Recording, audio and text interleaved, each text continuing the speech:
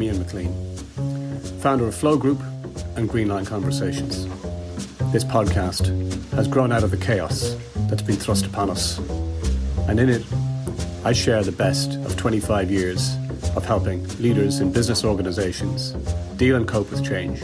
So, as you're out there, busy making sense of it all, trying to cope and repurposing your organizations, I'm hoping that some of this will provide some help, some of the time.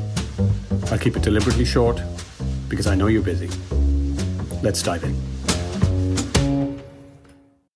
It is almost 2 years to the day since I began this podcast, and 50 episodes later, I wanted to take a moment and pause to zoom out and reflect.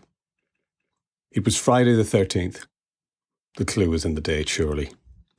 When I sat in Cheltenham Racecourse car park on a 1-hour call with my international flow partners from 4 other continents. We were sharing different perspectives and trying to make sense of what was happening around us as our world was disappearing right in front of our eyes and underneath our feet, engulfed by chaos and uncertainty about the rapid spread of a virus that nobody understood. I remember the last question that we asked on the call. How long before this passes and we return back to normal? I remember clearly the most pessimistic voice on the call and the outlier believed that it was going to take until September before we would get back to business. That was September 2020. Shows what we knew. The paradox of life, of course, is that we understand it far better looking backwards. But ironically, we can only live it ever looking forwards, unless you're Benjamin Button. I left and returned to Ireland, and I moved into precautionary self-isolation, and I wondered over and over what to do. There was no paid client work to do, so I wondered, how could I add value? So I started a podcast about something that I knew most about, where there was most need.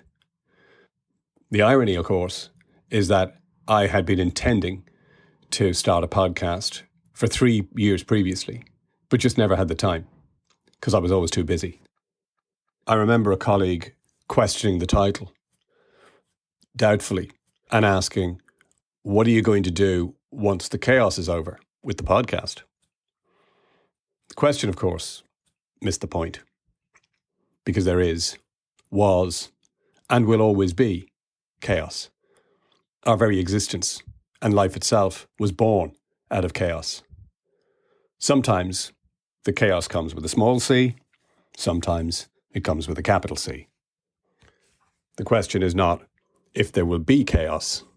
The question is how to be in chaos. For that, we need to reset our expectations of what our default position is mentally. Revise our original mental factory settings about how life is and the leadership that follows to support that. There are 2 major leadership lessons that I've gained from the act of engaging in a podcast over a 2-year period from a leadership perspective. The first is that good can come from bad. In simple terms, if it hadn't been for the COVID virus and all the restrictions that associated itself with that, I never would have started the podcast because I'd always have been too busy. And connected to that, after episode 50 and 2 years of consistent effort, it's amazing how much small, ongoing, consistent discipline effort with a purpose and with good heart over time can amount to something quite significant and quite substantial. If you've been a follower of the podcast, I'd like to take the moment to thank you for your support and for listening. And I'd especially like to thank those of you who got in touch via LinkedIn and those of you who, as a result of the podcast and getting in touch, have meant that we can do some work together in this whole area of leadership, in the 21st century chaos that's just a different version of the chaos that's always been. And finally, as we lunge from one life-afflicting chaos to an unfortunate other life-afflicting chaos in the Ukrainian invasion, I just wish and will that you continue to stay safe, stay sane, and stay connected. Thank you for listening.